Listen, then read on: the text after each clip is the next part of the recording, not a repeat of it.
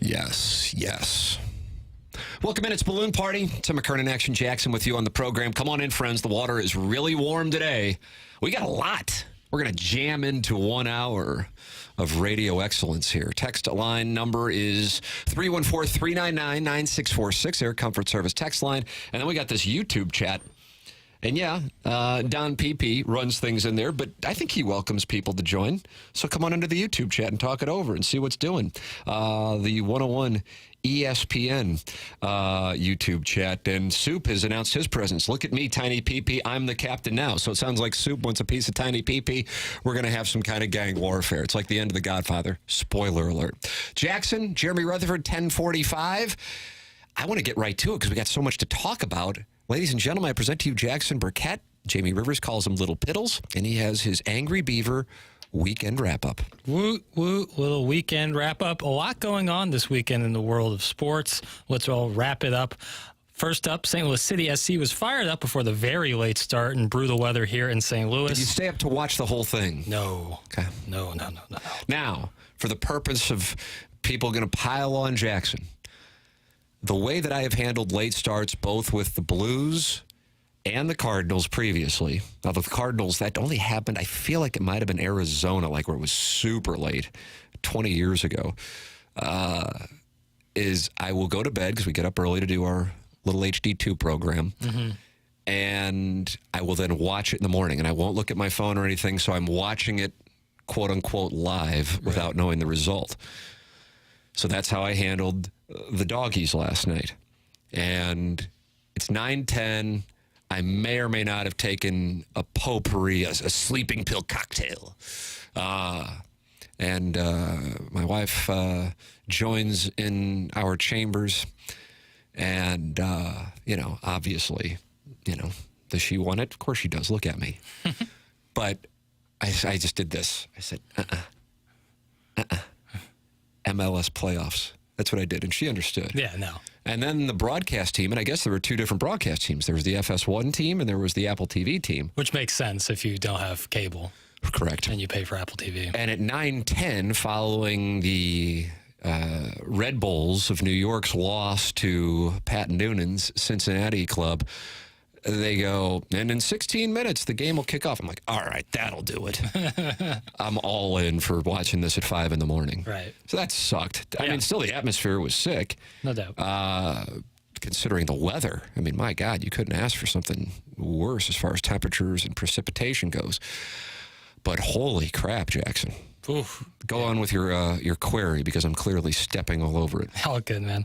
The first half went very poorly for the doggies, with goals coming far and wide for Sporting KC. Do you think the weather and late start was detrimental for the first playoff game in franchise history? Do you see this as a team coming in somewhat cold, meaning St. Louis, while Kansas City is coming in red hot? Yeah, I was texting with some of my soccer compadres before the game, and I said, do you think the weather helps or hurts City?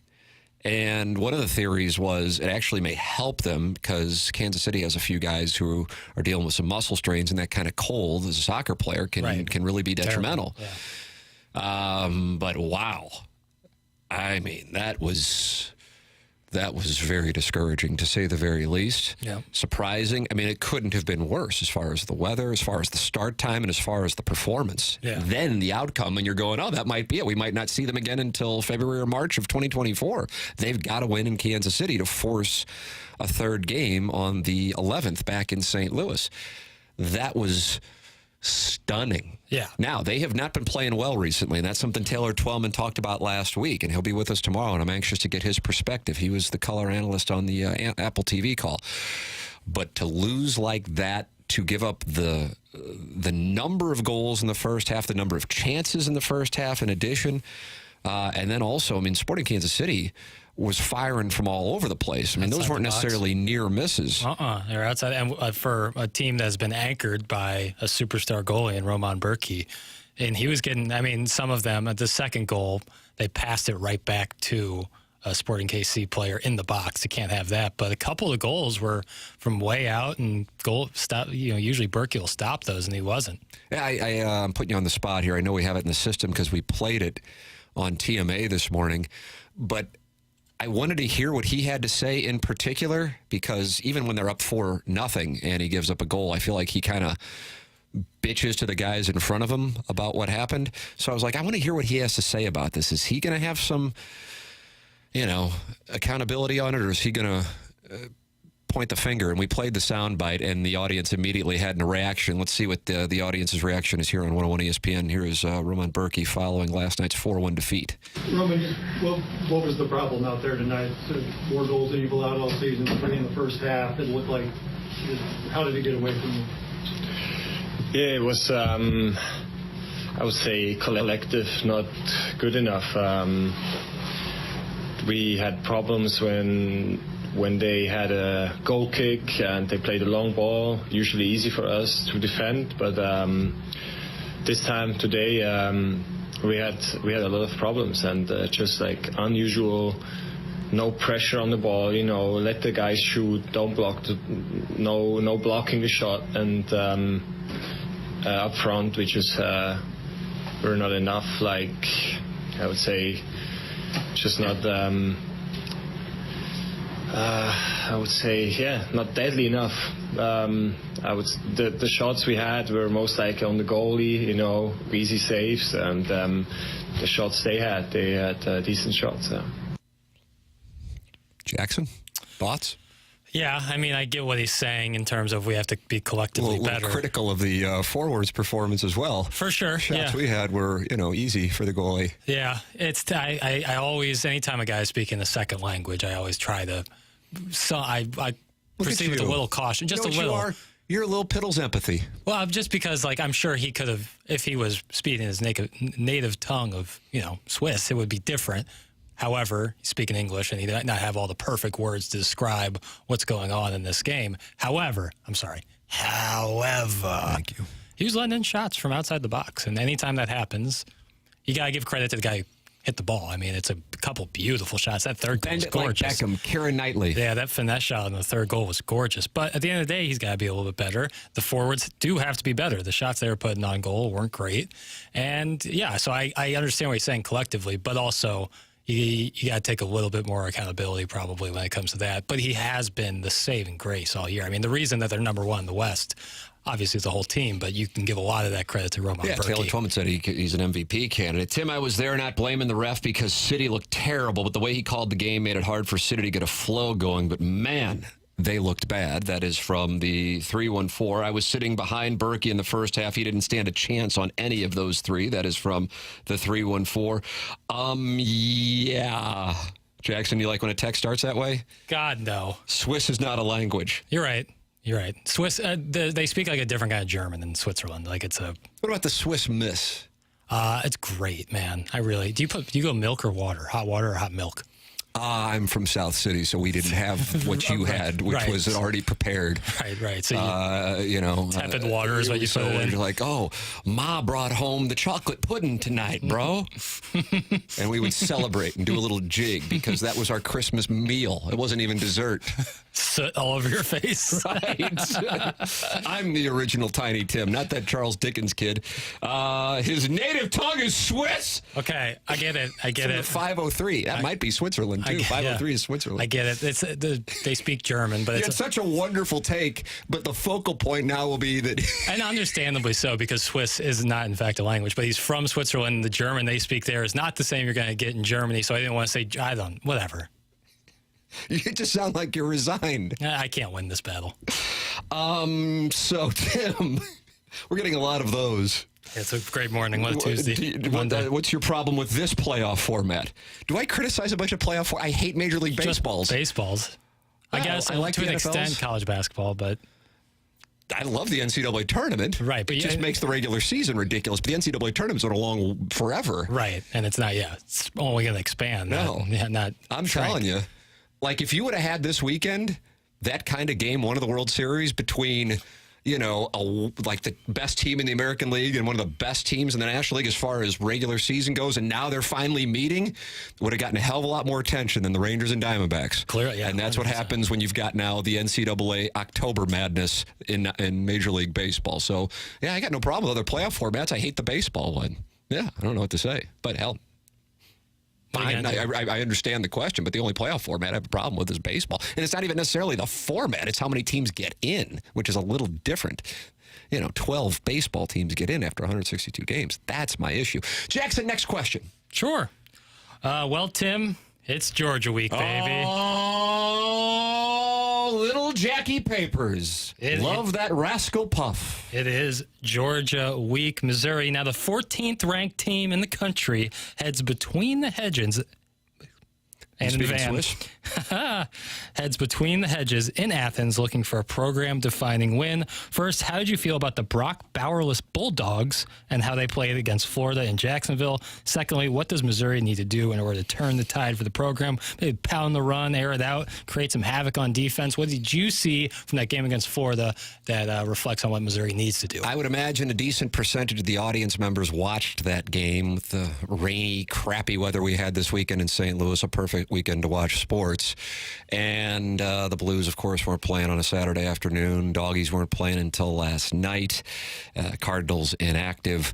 So what are we going to watch? Let's turn on the Georgia-Florida game. Yep. And you probably knew by the time they went to halftime that you weren't going to be watching in the second half. Correct. That was a skull pounding. Yep. And that was another reminder of why Georgia has now won 24 games in a row and 2 straight national championships. And what is it, 41 of their last 42 games? Yeah, I think that's what it is, 40 or 41.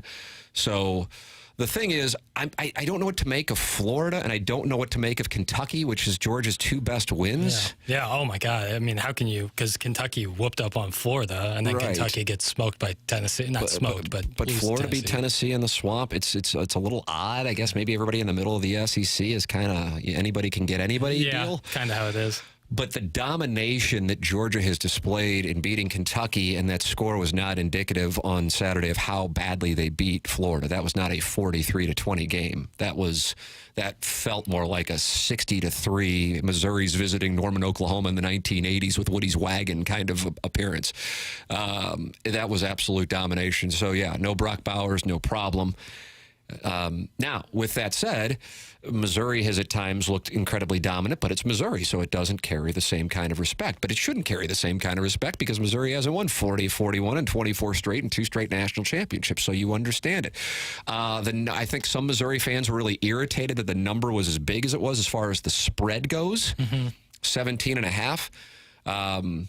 It dropped to 16. I don't see why you could be mad. But to me, who cares? I mean, more money. This isn't based on, like, we're going to upset Missouri fans. It's based on math. Right. They're trying not to lose money. They're running a business. They're not trying to upset a guy who's obsessed with, feeling like your program's disrespected at every turn.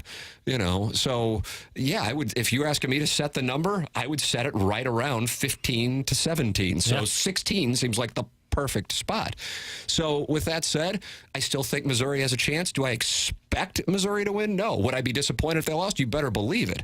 The point is the program has made progress this year. The program actually made progress last year. Oh, yeah. It just didn't feel like it because they lost a few games that they really were holding on to the football or 20-yard field goal away from winning, and whatever rule that was against Kentucky that backfired on the punt. So with that all said, and I'm glad Gabe, were you surprised that Gabe, when I asked Gabe was on TMA earlier today, and I said, would this be the biggest win for Missouri in our lifetimes? And Gabe and I are both, I think Gabe's 48, I'm 47. And he said, no, I don't think so. I think Kansas in 2007 and even some of those games in 2013 and 14. And I'm like, man, to me, this is it. If it were to happen. Right. If it were to happen. Yeah. Missouri's played against great teams, but you got to win. And if it were to happen, would it be? And yes, it would be. Because what Gabe's premise is then the next week against Tennessee becomes the biggest game. And I get that. And then the next week after Florida, and the next week after Arkansas, and then the SEC championship. I get all of that. But beating Tennessee at home, a 2-loss, most likely, Tennessee team, because I think Tennessee's got UConn, a 30-point favorite. Yeah. So Tennessee, if Tennessee is sitting there with 3 losses, that means they lost to a 30-point underdog. But it would be the biggest win in my lifetime for Missouri football. And I don't know, the beating Kansas in 2007 was a great win. It made them number 1 in the country. But I think even some Kansas fans, like ones who are honest and not obsessed with Missouri, and don't get me wrong, plenty of Missouri fans are obsessed with Kansas. Like I was pulling for Kansas on Saturday against Oklahoma without question. Why? Because it's good for Missouri that Oklahoma lost. That if you go in and you beat the number one team in the country, winning 24 straight games and 2 straight national championships at their place on national television, the 2:30 CBS spot, what has been bigger than that? Right. And I think also a part of it is now that CFP, the College Football Playoff, is part of it. Whereas with the Kansas game, you're obviously number one in the country, but you're still dealing with the BCS selection process. But had Missouri beaten Oklahoma in the Big 12 championship, they were a win away. They truly were. In this case, they would be 4 wins away. But as far as, here is my thing, and this is, and I think this is a unifying take, even though it's certainly not my goal. I'm a divider. I'm not a unifier, and I pride myself on that. Meat and potatoes as well. Thank you, meat and potatoes proletariat.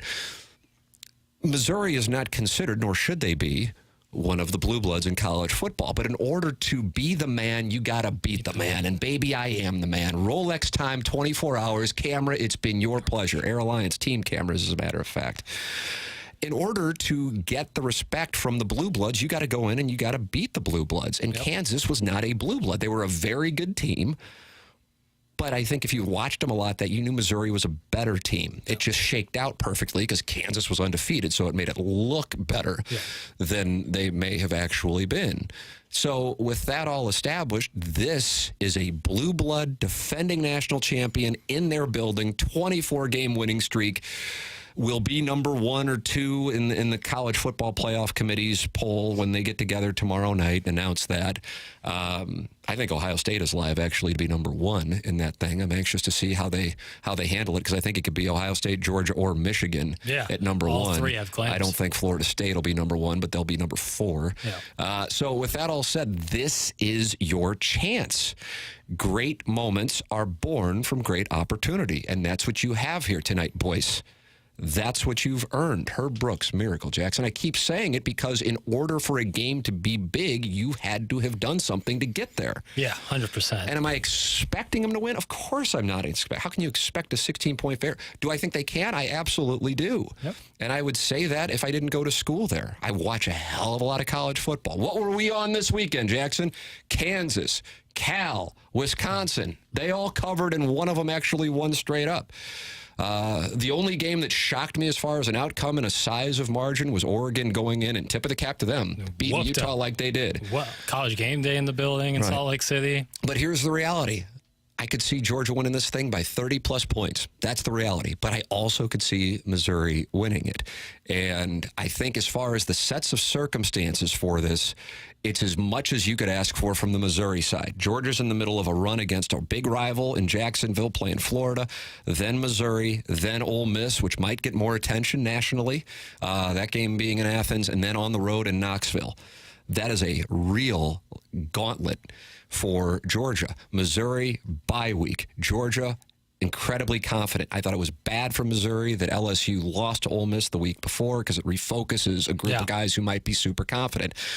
It's the perfect set of circumstances, and James Carlton, our sponsor of Gabe DeArmond on TMA and on Fridays here on 101 ESPN, said, if Carson Beck's the quarterback of LSU against Missouri, does LSU win that game? And without question, the answer is no. And that's not necessarily a shot at Carson Beck, the quarterback at Georgia. It's an observation of how great Jaden Daniels is, who, for my money, still is alive for the Heisman Trophy. And now he's down to plus 400. Yeah, 4-1.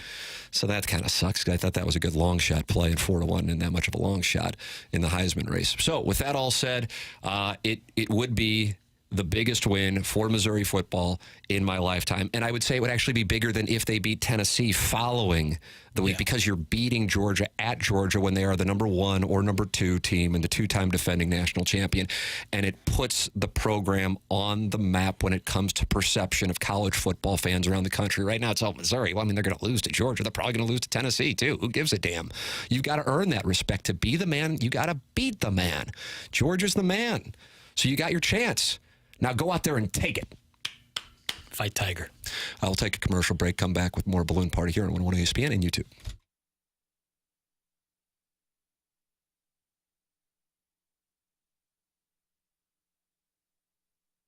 Well, folks, the world's largest sports book in Las Vegas is now available in Illinois. That's right. The Circa Sports app is sports betting the way it should be, and it's available now in the great state of Illinois. So if you live here in St. Louis, just make the short drive across the river. Or if you already live in Illinois, sign up for the Circa Sports app. The Circa Sports app has big app bets with high betting limits, tight money line splits, and the best customer service. And of course, the best news of all is that the Circa Sports app is now available in Illinois. If you ever run into problems, they can run great customer service. It's the same people who work at the Circa Sports Resort out in Las Vegas who handle the customer service for the Illinois side. So you're getting the best possible service when you work with Circa. So visit circasports.com for more details and get ready to start betting like a pro. If you or someone you know may have a problem with gambling, call 1-800-GAMBLER or text ILGAMB to 833-234.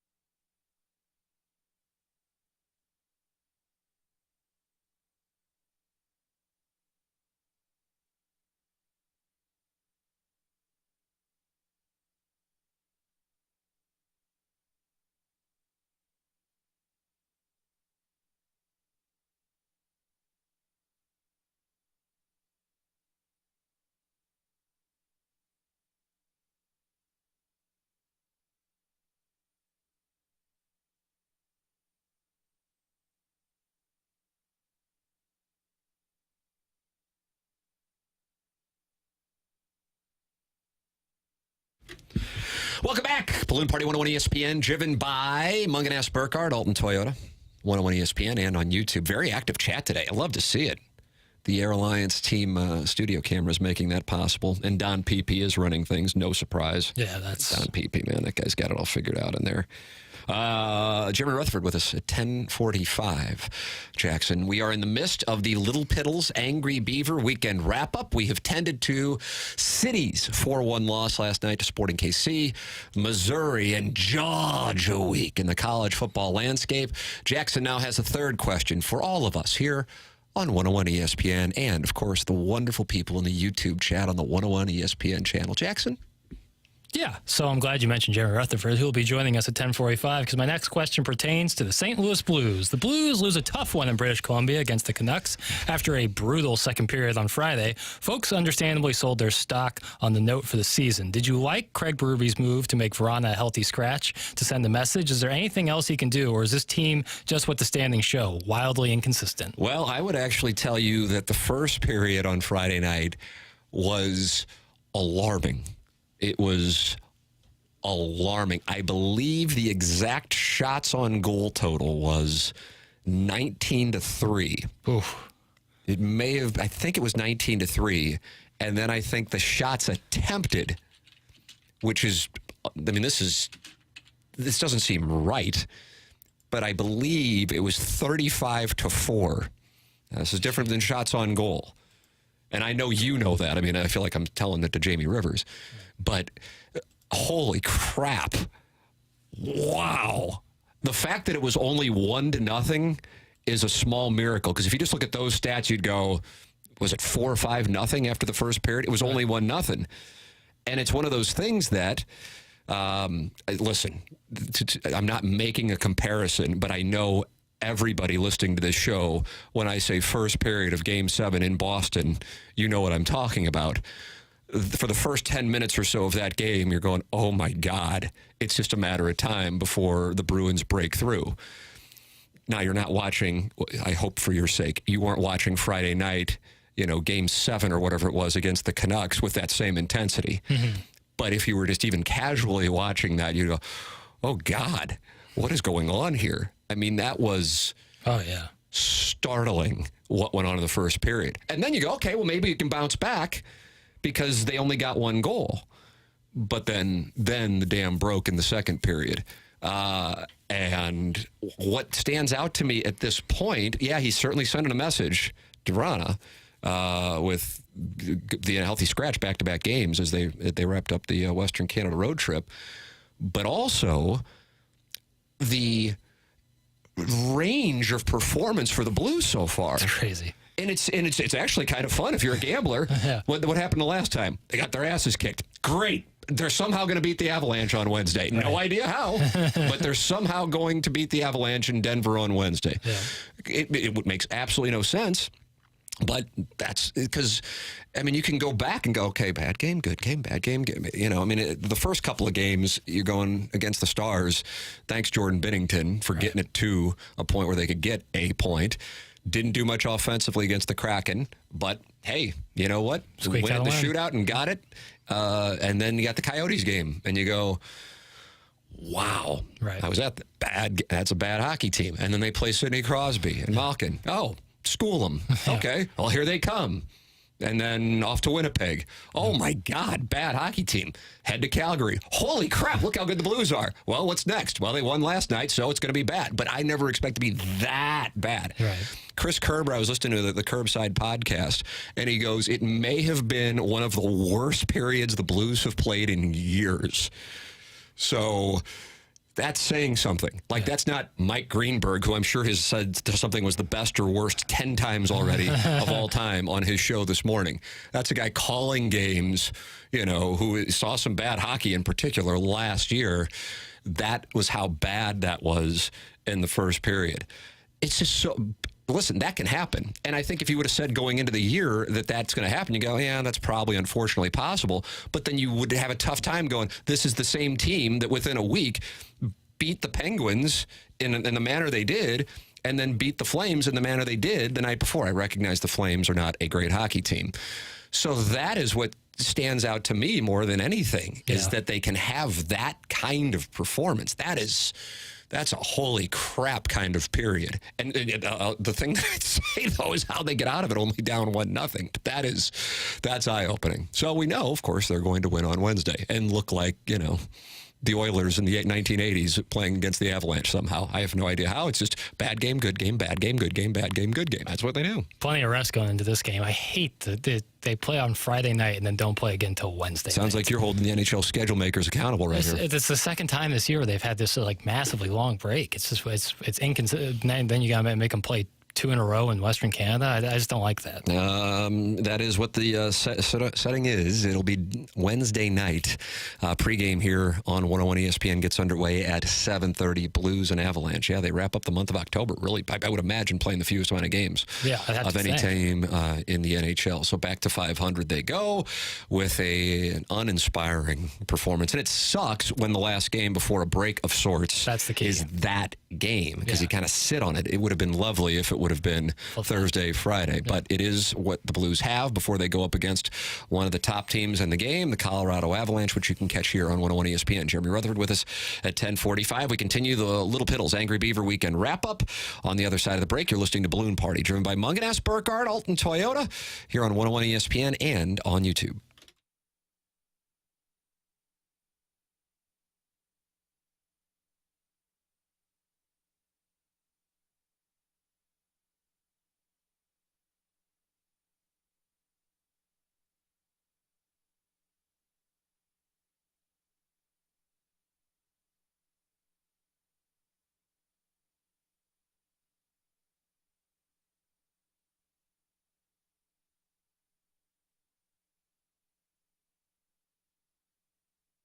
Munganast. Oh, my voice cracked. I must have a growth spurt coming. That's great news. It is. I'll be 5'5" before you know it. Woo! Munganast, Burkhardt, Alton Toyota, presenting sponsor of Balloon Party on 101 ESPN and on YouTube. And the place I go to get my cars. That's right. I have been working with Jamie Burkhardt, Clayton Patterson, and Peter Munganast, Ryan Seiberg in the service department for a number of years now. And we've had a lot of great partnerships on TMA over the years and now here on 101 ESPN. And this is one of my favorites. And that's because, you know, when you're looking for a car, how many of us have experienced this? I would imagine almost everybody listening. You go, okay, I got to get a car, and then I got to go through that process, and I don't know who to talk to, and I'm going to go in, and now it's going to be a whole thing, and I don't want to deal with that. Or I got to get my car serviced. Oh, man, this is going to be miserable. And you don't have to worry about it anymore. Something that used to be a big headache is now a pleasant experience. That's what the people at Munganast St. Louis Acura and Munganast Burkhardt Alton Toyota do for our listeners. They're online at stlouisacura.com and altontoyota.com, and they even give a number specific for our listeners only, 314-252-0029 to call or text. It's Munganast Burkhardt, Alton Toyota, online at altontoyota.com.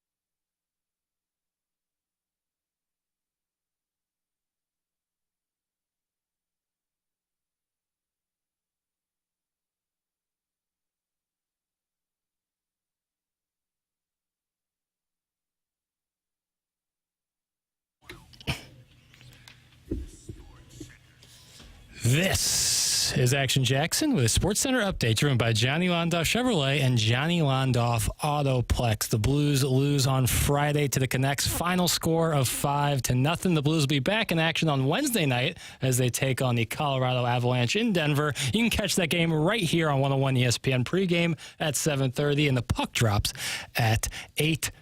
And last night, disappointing effort for Victor Wembanyama and the Spurs. They lose to the Clippers 123-83. But hey, first career points for former Missouri Tiger Kobe Brown. That was another Sports Center update driven by Johnny Londoff. Find new roads and shop 24/7 at londoff.com and londoffautoplex.com. Are you kidding me?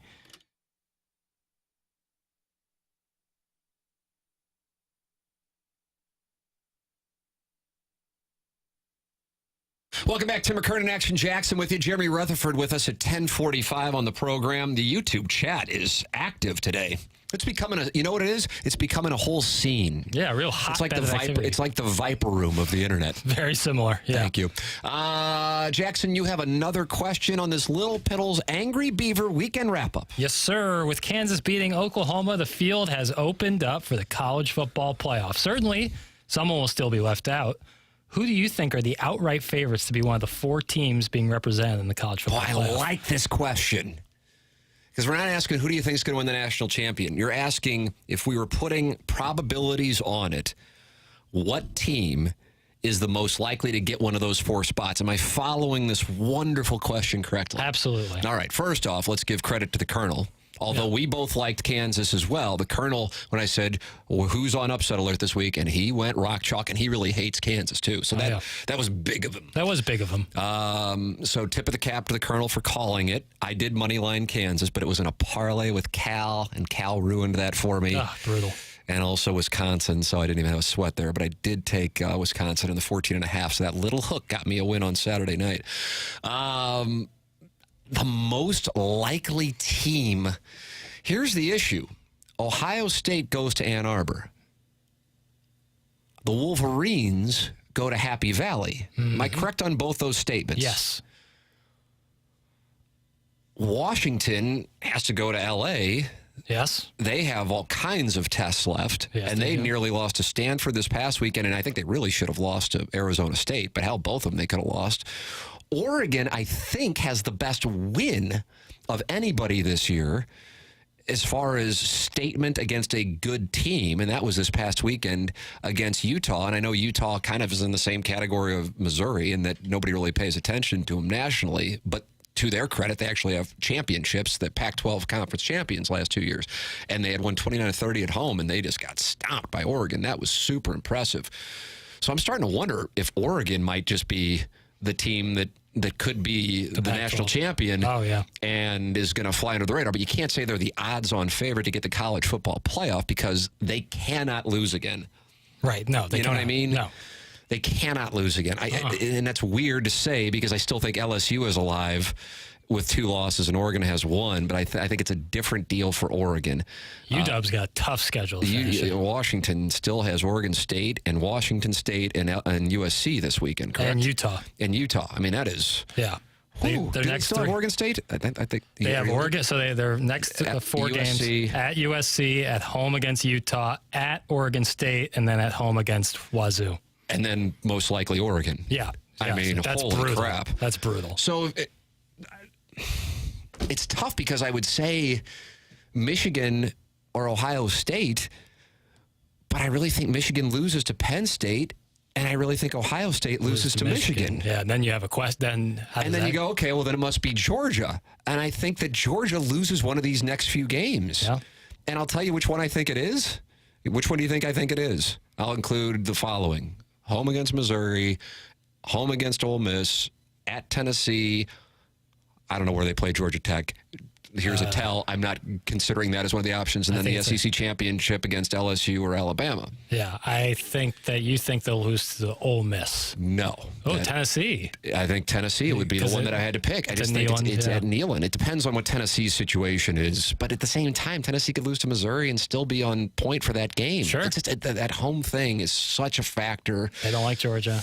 It's a whole thing. So with that all said, I got to answer somebody unless I'm, and because I still think Florida State's going to get tripped up. I guess the easiest road is Florida State, I guess. Yes, they certainly would have the easiest road. But I think of the 4 teams that'll be in the top 4 tomorrow, I think they're the least likely to win the national championship. Right. Put it that way. Right. So many questions. I don't know. I would say where are you throwing your money? You got to pick somebody. I mean, that's the tough thing about Ohio State, just because until Michigan, they don't play anybody. It's like Rutgers and Purdue and some other. Yeah, I think actually mathematically Ohio State may be the right answer because whereas Michigan still has to deal with Penn State and Ohio State doesn't have. They just have to deal with. And Michigan. hey, to their credit, they won this past Saturday in Madison, and I know Wisconsin was 5-2, but they're in the Still Big Ten a road West. game. Still a road game at night. But they won at night in South Bend, and they beat Penn State at home. I mean, if I were ranking right now, I would actually put Ohio State number 1. I hope Georgia's number 1, but I would put Ohio State number 1. Yeah, Ohio State has Rutgers and at then home. Whoever that wins the Big Ten West doesn't matter in the Big Ten championship, unlike what Georgia will have to deal with, or Missouri, or Tennessee. No.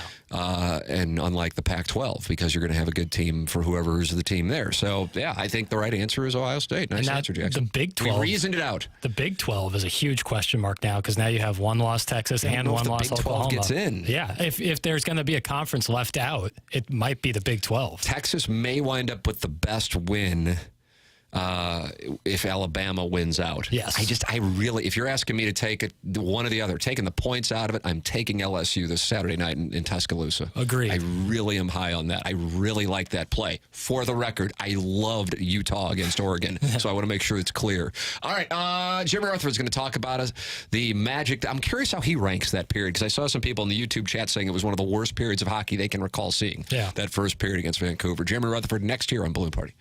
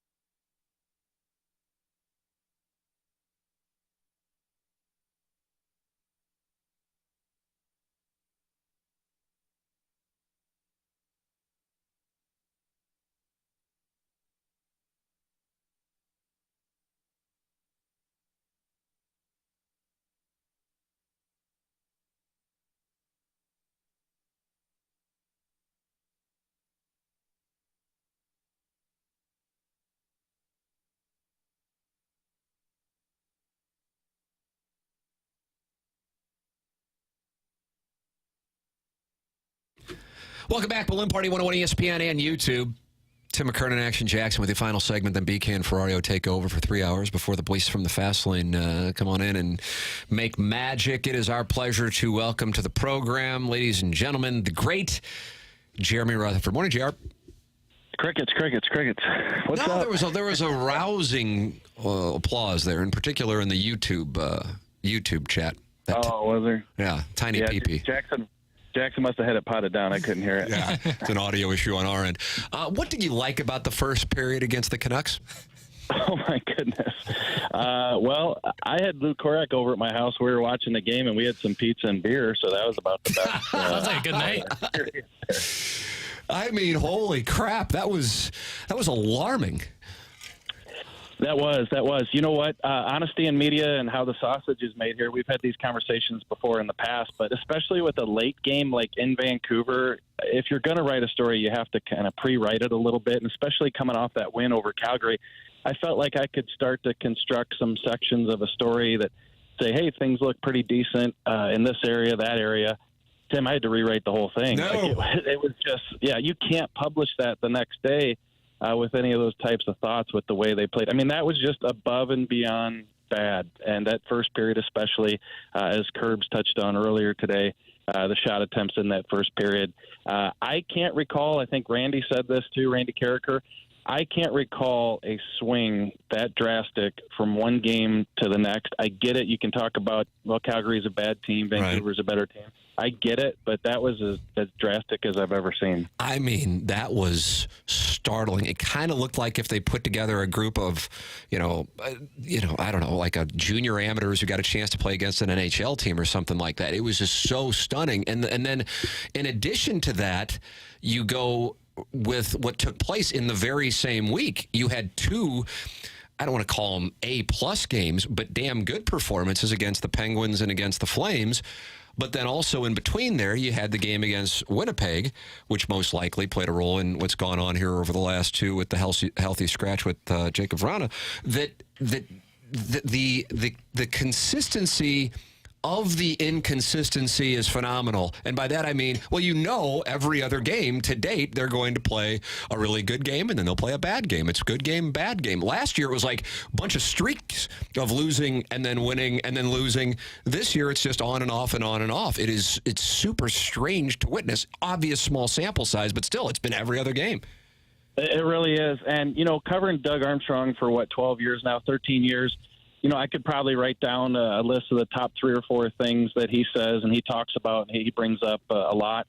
And one of them is the peaks can't be as high and the valleys can't be as low. Yeah. They can't be. And that's a famous phrase of his. And that's what we're seeing here with the way they've played. Opening night, Dallas, Stanley Cup contending team. Game goes to a shootout, lose to Arizona, beat Pittsburgh, beat Calgary, lose the way he did against Vancouver.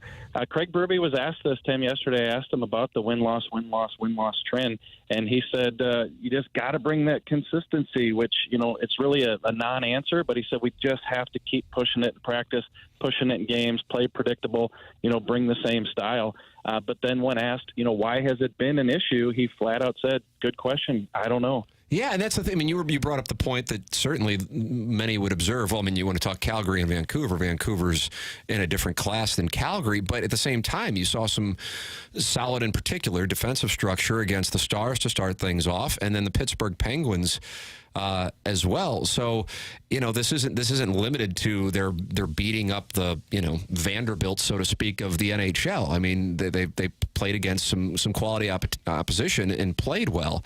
It's been, hell, one of their worst games was against the Arizona Coyotes. So it's not necessarily about who they're playing, and I'm really confused by it. Let's look for this. Is there a constant when the games go off the rails that you can identify statistically or just observation? Yeah, well, I think teams are coming at them, and I think the teams are fast. Like we've seen Arizona, quick team. We've seen Seattle's a quick team. We saw Vancouver. They can really skate, and by and large, for the most part, the Blues aren't a quick team. So I think once those teams get kind of humming, they're really coming at them. Another thing, and this ties into what you're asking here, is, I thought that this would probably become an issue at some point, is okay, so you install the new defensive system, and everybody's excited about the season starting, and everybody's excited. Okay, you tell me what to do, and I'll do it. We're going to get off to a good start. Craig Berube said it himself yesterday. This is a hard way to play. It's a mindset that you're playing defensively, that you're going to pack it in and block these shots and defense first. And, you're going to try to jump at opportunities and create offense, but it's not always going to be there. And what have we seen the first couple weeks of the season? The scoring's down, the offense is down. Like, these players, I wondered, are they going to have fun playing this system? And heck, we're only, what are we in, October? I mean, this is a situation where, these guys have to keep up this mindset and this attitude that they're going to go out and do this. And oh, by the way, maybe the offense isn't going to come, and just keep doing it January, February. So, I thought this might be an issue at some point, but it seems like here we are before even November, and it's an issue. One of the things that stands out to me in the games that go off the rails is it looks like the opposing team is on the power play when they're not. Sustained pressure in the blue zone. And it's one of those things that if you're scouting the Blues, you go, let's just get the puck in the blue zone, and then we should be able to keep it in there until we get a really good scoring opportunity. That isn't something I recall even when the Blues have had off seasons. The teams have this kind of sustained pressure in their zone. Do you see that? And if so, what do you think causes it? Yeah, for sure. And being honest here, I don't recall ever like this year where 3 or 4 times this season I've looked at the TV at the bottom of the screen at the graphic. Did I miss a power play? Like, they're on the power play now? Like, this is what it looks like now. I've never seen that. Yeah, but here's the thing. We go back to something we've been talking about for the past 3 weeks, is that I think that some of that was expected, that the other team was going to get that zone time and the other team was going to get those opportunities. But in talking to a couple of these players, Robert Thomas the other day, Jacob Vrana yesterday, had a chat with him, like, they all feel that, look, we need to turn this into offense. We need to do a better job of pouncing, being aggressive, jumping on pucks, turning this thing over and going the other way. Whereas to me, what I've been watching is what you're saying, just too much zone time for the other team. Looks like a power play. And do you see any Blues who are actively trying to jump up and break things up and try to get that transition that these guys are talking about? To me, it just seems like a team that's kind of on their heels and just waiting for the other team to make a mistake where it's an obvious turnover and you're back the other way. This is more of an abstract question, and you can speak to it being in the room as often as you are. We have a texter from the 870 saying they've never replaced the leadership in the legs of Tarasenko, O'Reilly, and then even going back 2 years to Perron. And this team's forwards are just not very good. That certainly is opining on, Kyrou, Thomas, and whether or not we'll even see them continue to stay together on their line. But then also the leadership element. Of course, Braden Schen's wearing the C on his sweater. But how would you respond to that, and if that's contributing to anything with regards to inconsistency? Yeah, if the question's leadership, I'm not buying it. I feel like Braden Shen is a quality leader. A majority of Blues fans have been saying for a number of years that he's captain material. Right. And look, this is just, to me, what we have to do here is step back from the big picture. We have to step back and look at the big picture and say that this is a retool. I feel like there's a lot of evaluation that is based on this team being a contender, a playoff team, and we have to realize what this really is. So we can't, every time something goes wrong or it doesn't look good, say, the leadership's not doing their job. How can the leadership walk into a room that isn't as talented as most rooms around the league and say, hey, come on, guys, I get it. You can push guys to be better, and on some nights it's going to look good, but at some point it's a lack of talent or a talent that doesn't match up. Even if they're giving it their all and they're out there blocking these shots, it's not going to be a team that's going to be able to compete with some of these teams that we consider Stanley Cup contenders. So to me, the leadership's fine. That always comes up every time a team starts losing, but to me, it's not an issue right now. Final question, and we don't have much time. The Vrana decision discussion, where are things with that? Surprise level on your end? What do you think we'll see on Wednesday in Denver? Yeah, I talked to him yesterday. I have a piece up at The Athletic with his thoughts. He said, message received. He's looking to respond. Yesterday, he was on the third line in practice, so it looks like he might play Wednesday against Colorado. However, I'll give you this caveat. Toropchenko did not practice yesterday, lower body. They were going to keep him off for a couple days. do they put Toropchenko back in that spot and Vrana could be out? It also depends, Tim.